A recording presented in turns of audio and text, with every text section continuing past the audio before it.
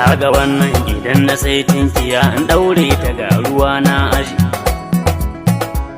Kaga wannan zubin bireka ne ga na isa a gidan na haɗe, zai nan san bisa dan tsautsayi ina magurin ta kawo zuyi. Gashi fili nake bukatar saya a birnin Kaduna ko Zaria, wannan gari yana burge ni dalili saboda kamshin miya.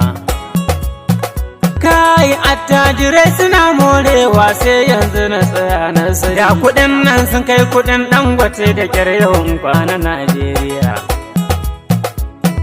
Ni ko in ƙetara Ghana ma in juya kudin nan har su yawa, ko kuma in bulla Cote d'Ivoire ma buɗe kamfanin zannuwa.